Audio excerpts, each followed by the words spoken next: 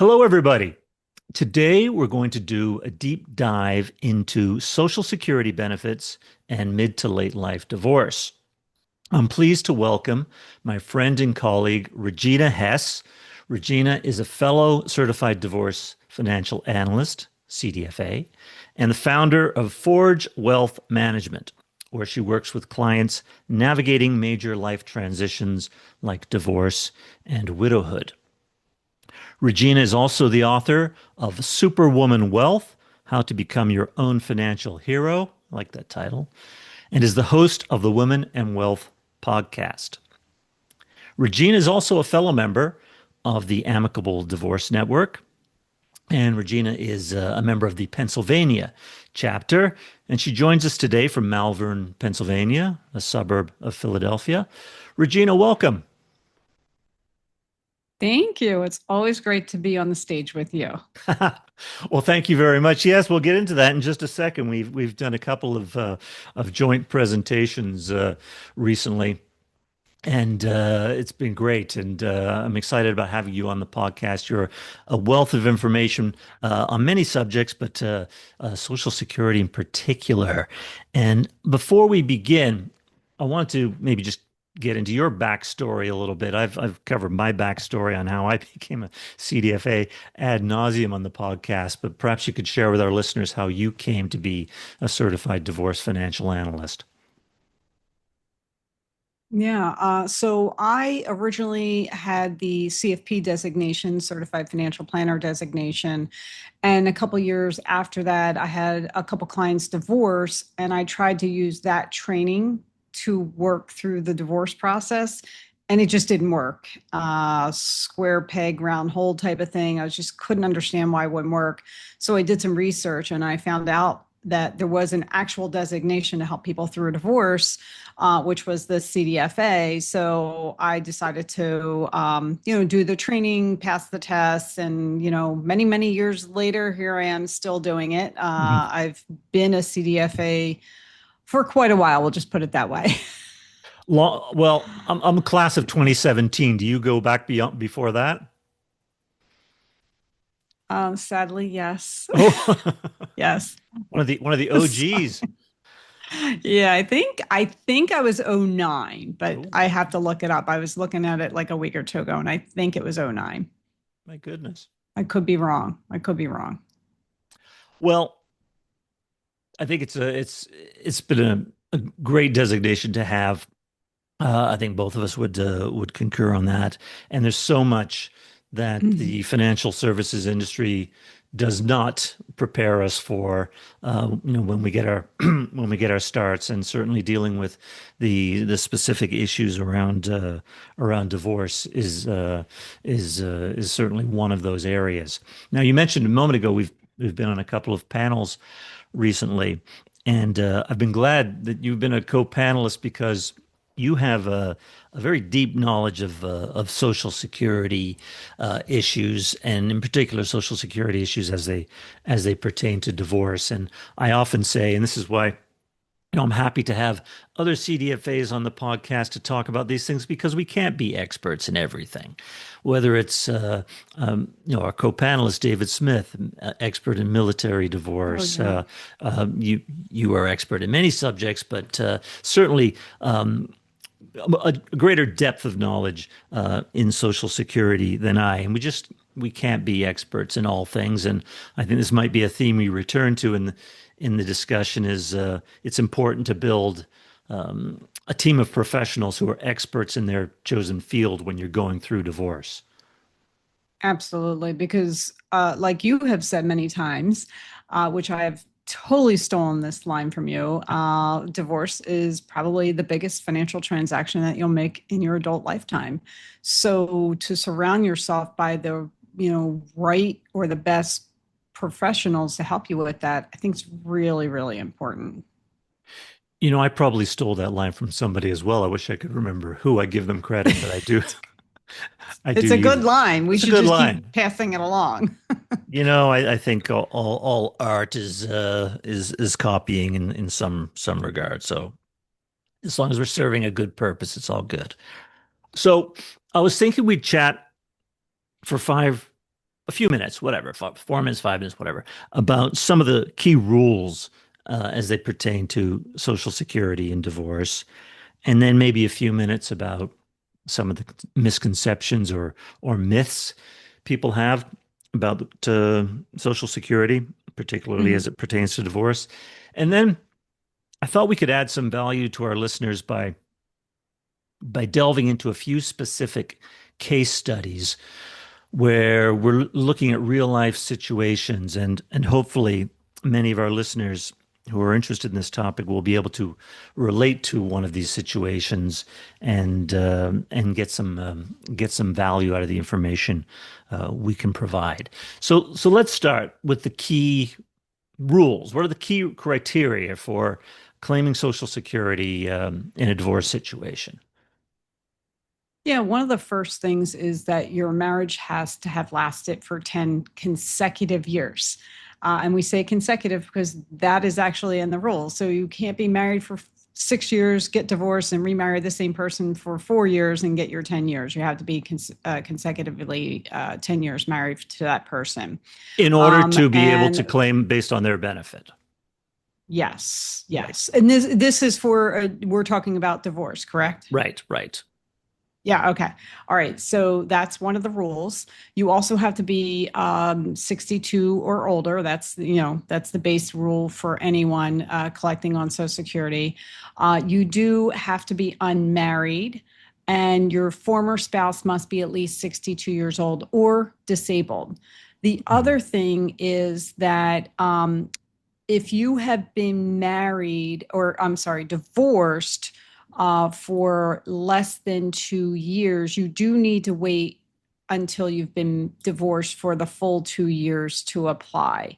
And then another thing to know is that the former spouse does not need to apply for their own benefit for you to apply for their spousal benefit. And just like kind of an FYI, because I think a lot of people think about this the wrong way or just aren't educated on it. You taking a spousal benefit off your former husband or wife does not impact their benefit. It doesn't decrease their benefit. It doesn't take anything away from them. They do not have to approve you to be allowed to take, the spousal benefit off of them. It's all done through the Social Security office. So when you are going through a divorce, one of the things I do recommend is for spouses to exchange Social Security statements Right. at that time, because you're not going to need it that day, but you're going to need it a couple years later when you call the Social Security office to initiate this. So it's always good to have some base knowledge on there when you get to that point. It's surprising how many spouses do not know or do not have access to their ex or soon to be ex spouse's social security number. So this is something that you're going to need, and it can be part of the whole divorce process in dealing with your attorney. You mention it to them, Yeah. hey, I need his social security number or I need her social security number. Well, even the statement's better. I actually have started asking for the statement, and I Hmm. have had very little resistance in that, as long as you explain, like, hey, this is for later and it's the basis of my planning for after the divorce. It's not going to impact you. As long as it's prefaced the right way, really haven't had problems getting the statement. So you mentioned as part of the rules, if you remarry, you generally Mhm. can't collect benefits on your former spouse's record. So I went to a seminar once, and the lady giving the seminar says, she jokingly, if you remarry, marry up. So Yes, yes, that's a good point. Well, there are rules about remarriage. It is better if you're going to remarry after, I believe it's age 60. That way you have a few more options on your plate as far as the divorce or the which person that you would take as far as their benefits. And that will come into play if you do remarry, because there are definitely remarriage rules that you have to be careful of. one other thing I want to ask you about, I understand because we're dealing with a world in which many people have multiple marriages, multiple divorces. if you're married to 10 years for a married to a person for 10 years, you're able to qualify for a divorce spousal benefit based on their record. And you do remarry, but that subsequent marriage ends in divorce or death, for instance, or even death. You can go back and claim on your first spouse, correct? Very much so, yes. You can go back to the first spouse if that happens. And say if you're married, your second marriage, your first spouse dies, and then your second spouse dies, you can pick kind of like cherry pick your survivor benefit, like Yeah. whichever one's better. Oh, that's the one I want to pick. So you do have that option at that point. It's interesting this 10-year rule that you have to be married for 10 years or longer. I've come across a couple of cases in my divorce work where a couple is on the verge of divorcing from a marriage of 9 years and 8 months or nine Oh. years and 10 months. And I've taken them aside and say, look, if you can hang on, as long as you know if this is not a question of any abuse going on or financial or domestic abuse or anything like that, if you can hang on for a couple of months here, you could potentially, get a big future benefit out of this. I think that's great advice. And I would and have had similar conversations. You may want to have the conversations about divorce, but you don't want to do anything legally because you want that 10-year marker, especially if you're the lower income spouse and you Yeah. need to use the spousal benefit. You could be giving up thousands of dollars per month, tens of thousands of dollars per year, and hundreds of thousands of dollars over your retirement. Yeah. So you definitely want to heed that advice. Yeah.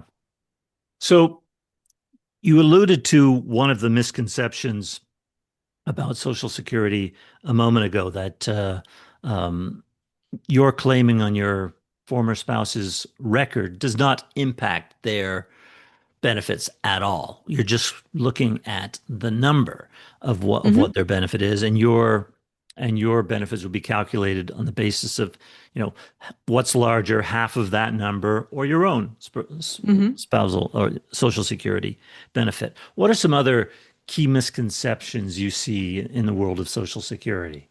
Oh, you're like, oh, yay! I got some good stuff there. Um, so one of the things that a common misperception is that I get mine and his.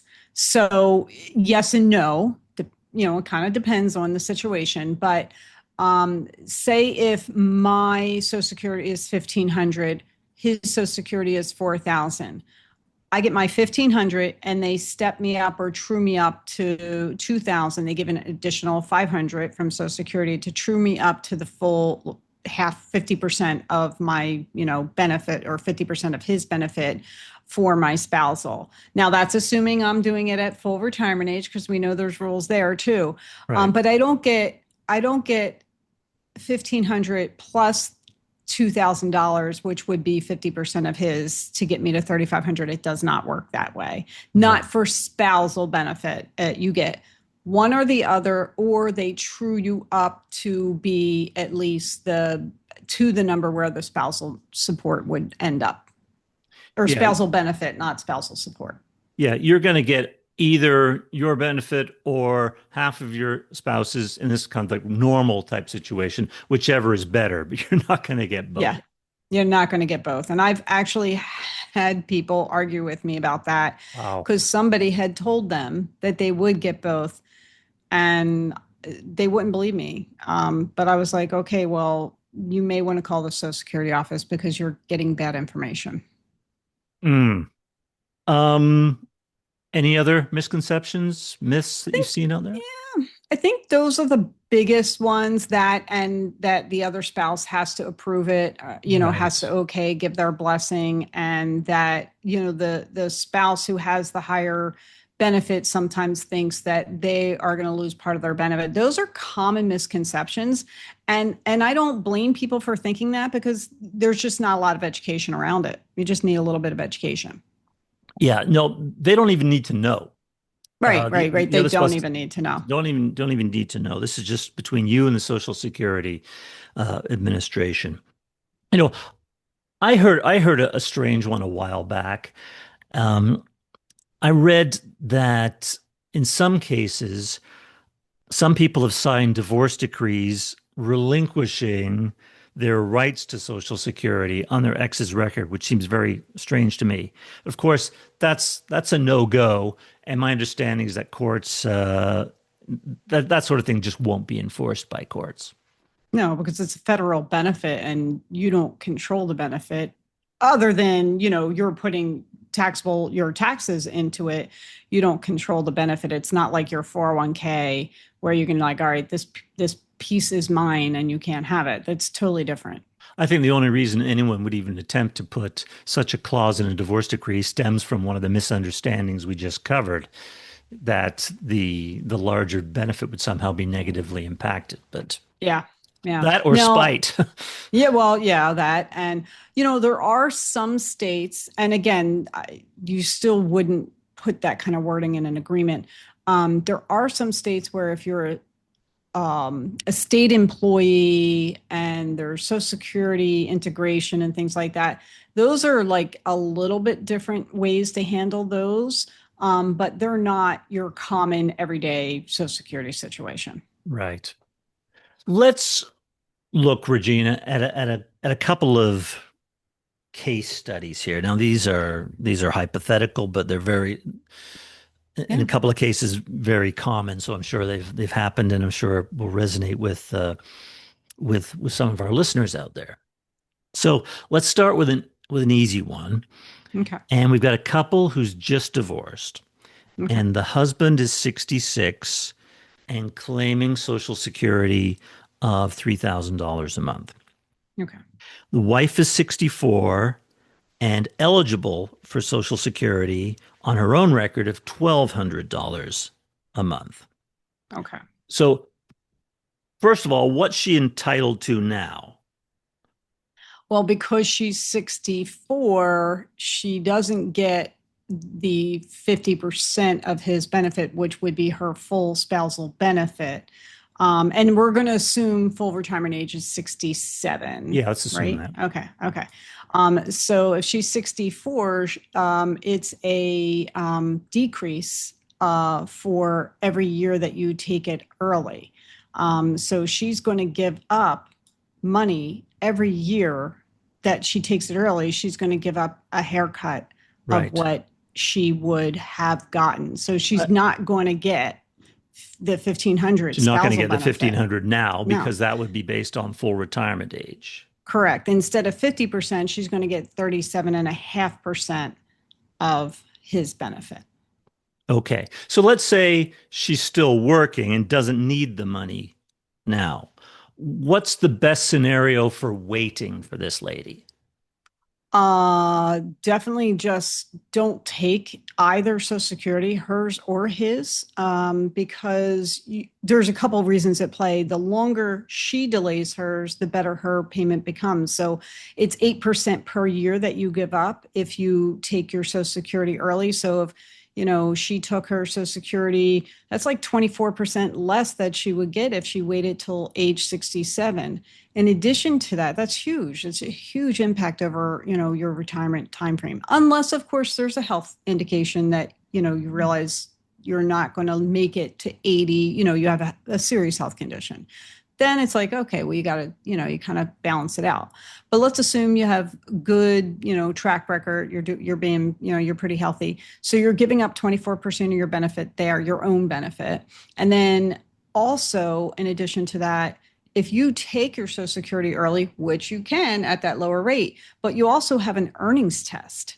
So Hmm. if you're still working, you potentially could have to give back a good portion of those benefits because I think it's like $24,000, $24,800. I'm going to have to Yeah. look the If exact you earn number more up. than that, you've got to give back a dollar of every $2 earned, benefits earned. Is that the way it Yeah, works? yeah, yeah.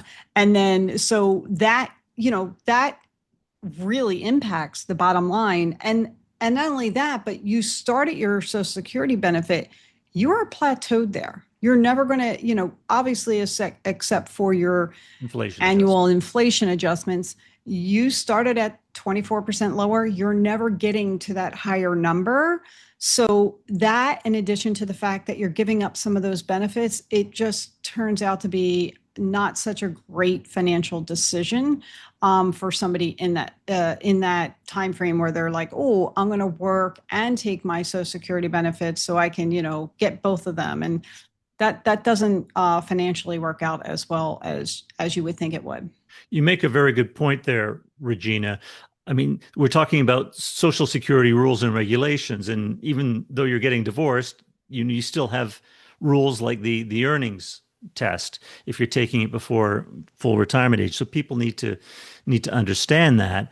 And I'll put in a plug for us as financial advisors. We have these conversations with clients all the time about when should I take Social Security, and certainly if your Social Security benefit's getting dinged, if you're setting it at a permanently lower bar, if there's longevity in your family, quite often it does pay to wait. Yeah, it really does. It really does. And that number was 24,480, Okay. not 24,800. And then, it's just giving it time to cook, kind of like you're making a stew, right? The longer it cooks, the flavors all meld together. Like, you give that Social Security a little bit more time. And if you're working, you can pay your bills. But once you stop working and you're fully dependent on Social Security and your other savings, you've really got to be careful about your spending. So if you can delay that and get a little bit more money out of Social Security, it's most times going to be more beneficial for you in the long run. Let's take a moment to reconfirm or reestablish the idea that waiting to 70 does the difference between receiving a divorce spousal benefit and a regular Social Mhm. Security benefit, and Oh, the waiting to yes. 70. I think this is something we need to be. Yes. Yes. Good point. So, like, if you take your Social Security early, you get a ding of 8% per year for your own benefit. And then, but if you wait till 70, you get 8% extra per year, right? Right. But as a spousal benefit, you cap out at 67. You waiting till 70 to take your spousal benefit doesn't help you at all. It caps out, maxes out at age 67. Again, we're assuming 67 is your full retirement age. So you can't get a penny more. So absolutely turn it on. If you're doing the spousal benefit, absolutely turn it on at 67, the full retirement age. So let me throw a kind of a new wrinkle case study in here, because I'm just thinking to myself, because it's always been my intention to wait until I was 70, Mhm. because and let me just add a caveat in there. Many people will know that financial advisors are almost devout, dogmatic about this, about the waiting to 70. There are instances, and you mentioned a moment ago, when it does make sense to take it earlier. And this can be due to financial issues. It could also be due to health issues, longevity issues. So we're not dogmatic about it, but we just think in most cases it probably pays to wait. But let's look at a scenario where a person is married, been married for 10 years, and it's always still married, and it's always their plan to wait to 70 to get the maximum benefit. If their spouse has earned a lot more and has a substantially higher benefit, and you do end up getting divorced, are you then faced with an analysis that you have to make? Should I take my ex-spouse, half of my ex-spouse's, I'm going to care how I word this, half of the amount of my ex-spouse's benefit at age 67, or should I continue to wait to 70 by myself? Is that a reasonable way of looking at it? Yeah, yeah, yeah. It is, and you would definitely have to like think about that. But for spousal benefits, the ability to do the changeover that was taken away for anyone born after, I believe it was 1954, and Right, I right. No, hopefully I'm I'm not. I'm right not on that talking about year. that Oh, rule. I'm just. okay. I'm just saying. Okay. No, assuming that this is people married in the '60s. So, Okay. Okay. So at 67, I could look and see what half of her number would be, and I could say, I'd rather wait to get boosts on my own benefit and claim that at 70.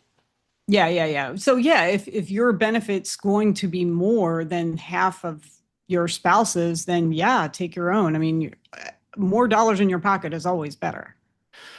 All right. Let's have a look at another case study here. So a couple's divorced a year ago, Okay. and the husband is 68 years old, and he's waiting till age 70 to claim Social Security. So the divorced a year ago, husband 68 now and waiting to 70 to claim his benefit. His wife is 65 and she'd like to start Social Security now. And the husband's entitled to a benefit of $4,000 now at 68. And I'm thinking about the full retirement age you mentioned a minute ago. And I'm thinking there's going to be some calculations involved here. The wife's own benefit at current age is, let's say, $1,900. Mhm. Should she take Social Security based on her benefit or his? How would we work that out? Well, she can't take it. She can't take her spousal benefit yet because she's only been divorced 1 year. She Okay. has to be divorced 2 years. So either way, she's going to have to kind of kick the can down the lane for one more year to make that decision. And then it would be based on her spousal benefit would be based on his full retirement age benefit, whatever that would have been. And then So 50% of that if so we she need to waited till discount his 67. 4,000 to whatever it would Mm-hmm. have been at 67. Yeah. Look at half of that. Mm-hmm.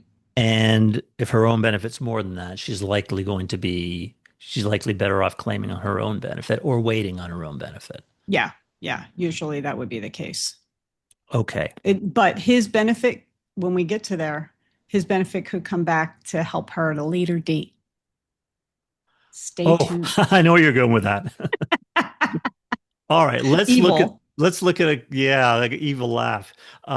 Let's look at some scenarios. It doesn't always have to be the man dying, although I know. I know. that's I know. normally the But case. I know. I know. Although I believe, and that has been generationally the case, but I think um, you will start to see that shift as each generation gets older. I think you will see maybe more women dying first as well, just because of we're now out in the workforce and having heart issues and things like that. So it could even itself out at some. There's hope for you, Andrew. There's hope. I don't begrudge anybody working themselves to an early death if they choose to do that. I mean, women have fought hard for the right Oh, to stress yeah. themselves out, so go for Oh, it. God. Why did we do this? I know, I know. Um, all right, so let's look at the situation here. Survivor benefits. We have a lady, Anne, let's call her. And Okay. Anne's husband turned on his Social Security benefit at age 67, and his benefit was $4,000 a month. He is now deceased. And 60, which is the earliest age to start a survivor benefit, unless there's a disability. Um, what questions would Anne be looking at here as to taking the Um, benefit? And we've already discussed yeah. some of these issues, but let's look at it from this standpoint. Right. So because she's 60, again, with survivor benefits, you can take them earlier, like we said, and unless, with disability and all this, a whole bunch of different rules there. But 60 is the earliest you can claim it. But again, by turning it on at 60, you're getting a huge pay cut. So the good news is when there's a survivor benefit, like in this case, his benefit was $4,000 a month. Hmm. Maybe her benefit, her spousal portion was 2,000 if, for there. But with the survivor benefit, if she waits till her full retirement age, she gets 100% of his benefit. So that's where we get the little laugh. You step up to that $4,000 payment. Right. Again, you don't get both. You don't get to keep yours and step up into his. So it is, you take away yours and you go up to the 4,000. But if you were to take it earlier, you get those haircuts again. Right. And if she were 60, and to turn it on, she would only get about 71.5% of that $4,000, which Right. would be roughly 2,860. Right. If she waited till she was like 64, she'd get almost 88%, 87.8, and that would be about 3,512. But those two earlier ages, yes, she can take it. But again, she has the earnings test there. Right. So that is going to take away her benefits, like you said, one for two, if she's exceeding that $24,480. So she's going to give benefits back if she's earning more than that, and that tends to be an issue, when you're taking it young. So again, if she's able to work and able to get enough income from working and she's healthy, we do recommend that she defer it as long as possible. The there's another like quick little thing there that I've done recently where um, if she is 60, when she gets to 67, this is where you can do it, a start one and turn the other one on later. So she could, let's just say, she could turn her own benefit on for 3 years or this, until she's 70, and then step up into his at that point if she wanted to. I have a reverse situation where one of my clients' husbands passed away. He was already claiming, she was not claiming yet. She was literally just about to turn 67. So she, instead of turning her benefit on, she took his survivor benefit because, waited till she was 67. And then she's taking his survivor benefit until she turns 70. And at 70, she's going to turn her own benefit on because her benefit's going to be a little bit higher. So this is where you can do a little give and take, a little change up, because it's survivor. Okay. So th- I'm hearing three key areas where it's different for deceased divorced spousal benefit. One, this claim on one and then claim later on another is still possible without that age restriction here, correct? Yes, yes, Okay. yes, yes, yes. And the other two items being you can actually claim at 60 if need be, although as we've discussed, there may be arguments not to do that, but you could claim as early as 60 on a deceased divorced spousal benefit. And of course, the most important, what I think is the most important of all, this benefit is 100%. So we're not talking about a 50% benefit here. We're talking if he was getting $4,000 at full retirement age, and would be entitled to 4,000 at her full retirement age. At full, yep, exactly. And that's a huge step up. Yeah. Yeah. So, Cool. All right. One more. okay. So Beth's ex-spouse, let's give him a name. Let's call him Bob. Okay. Beth's ex-spouse Bob turned his Social Security benefit on at age 65. Had he waited until age 67, his benefit would have been $4,000 a month. Beth also is 60, but since Bob turned his benefit on at 65, his monthly benefit was 3,360. Um, a haircut there. I'm gonna have to look at the math there. I think the math might be a little off because that seems to be more than 16%. Okay. But he's now passed away, and Beth is eligible to step into his full benefit. Let's call the number 3360, whatever. Okay. He's now passed away, and Beth is eligible to step into his full benefit based on 3360. Her survivor benefits based on the age and amount that he was already receiving. So, what are some of the options available to Beth here? So again, she is or she's young, she's 60. So if she turned her the survivor benefit on at 60, she has the ability to do that. Again, remember the earnings test.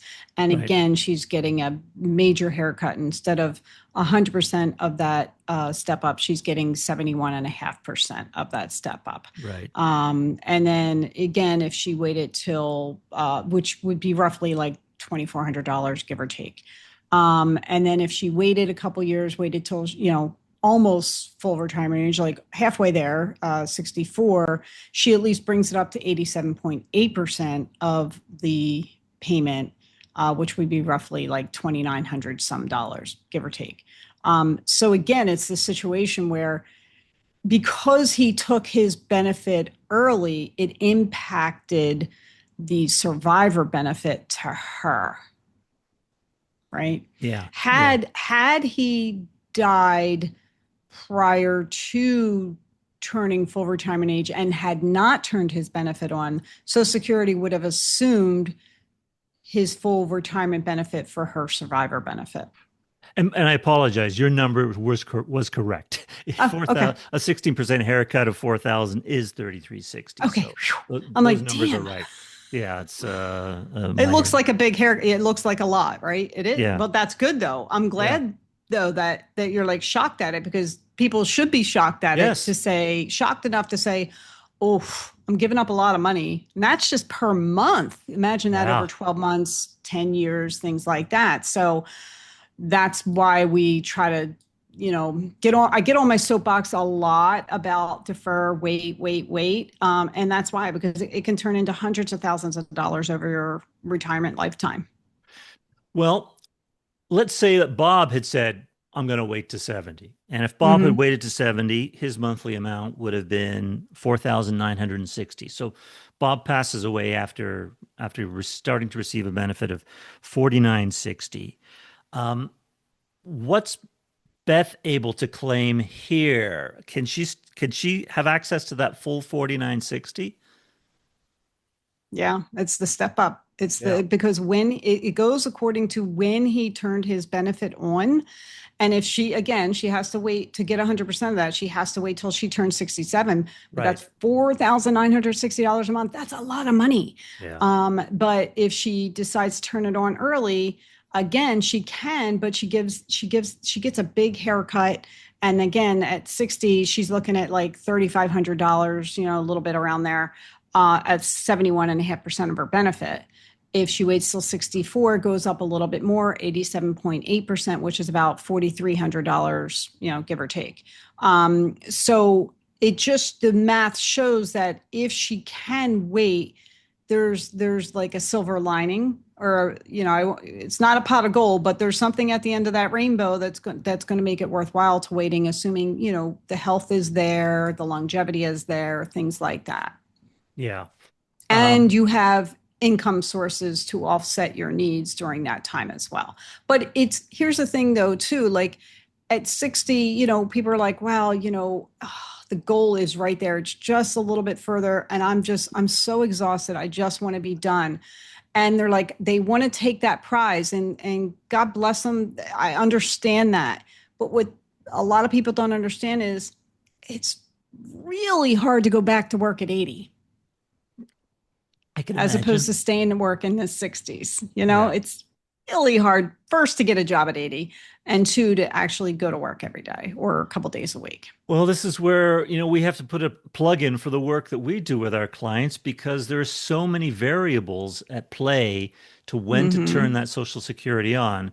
And if our clients have been working and building a nest egg in a regular IRA or a Roth IRA, 401k, or a taxable account, sometimes it makes sense to begin to draw an income from those accounts as opposed to turning Social Security on. Draw down your IRA a little bit, especially if you're not working, because Right. you're You're in a likely to low be tax taxed at a bracket. lower Yeah. tax bracket. So draw down your IRA a little bit. Maybe, and I'm doing this with a couple of, well, one client in particular right now, is there may be options for Roth conversion strategies Oh, yeah. before you turn on the Social Security. Love that. Love that. And So we Roth all, conversions are another great thing to do. yeah, I mean, Roth conversions, tax-free money, people. And as much as people like to complain about taxes and tax rates used to be an awful lot higher than they are Yeah, right now. And there's no knowing that tax rates can't go up in the future. People always seem to think the only direction they go is down. But you look back 50, 60, 70 years, they were a lot higher, the yeah. marginal And tax. they could go, I mean, we have a lot of things the government has to pay for, so could go Yes, higher. yes. Um, yeah, and I think the thing to keep in mind is you and I can do these calculations, like we can run reports as to when is the best time to turn your social security on. How does it impact your long-term financial plan? Like it's like getting in a car and driving halfway across the country and not using your GPS. You're just like, yeah, I'm going to wing it. Don't wing it. Like use me. Let us do that math and that conversation and those, projections for you so that there aren't as many surprises that you would, find if you're winging it. Well, on that note, Regina, if somebody's interested in chatting with you, how do they find you? Oh, thank you. My website is forgewealth.com and I'm on LinkedIn as Regina McCann Hess. Terrific. Well, look, it's been great having you on the podcast. This is a very interesting subject. We find it a very interesting We subject. do. We do. We're geeks, but it's okay. They need us to be geeks about this. Yeah, that's right. That's right. Somebody needs to care about this sort of thing. And I think honestly, a person going through divorce and worried about their finances, they care about it too. So by all means, reach out to us for assistance. Thanks very much, Regina. Really appreciated having you on. I appreciate you having me. Thank you so much. Yep, bye bye. Thanks so much for tuning in to this episode of the Gray Divorce Podcast. To learn more or get in contact with your host, you can visit Andrew's website at transcendretirement.net. Also, please feel free to rate, subscribe, and leave a review wherever you listen to your podcasts. That helps others find the show, and we'd greatly appreciate it. Thanks again for listening, and we'll catch you in the next episode. Information provided is educational only and should not be construed as legal or tax advice. Each situation is unique and should be discussed with your tax or legal advisor prior to implementation. Andrew Hatherley is not an attorney and does not provide legal advice. Information provided is financial in nature. Advisory services offered through Hatherley Capital Management, LLC. Divorce Financial Analysis services offered through Wiser Divorce Solutions, an affiliated company.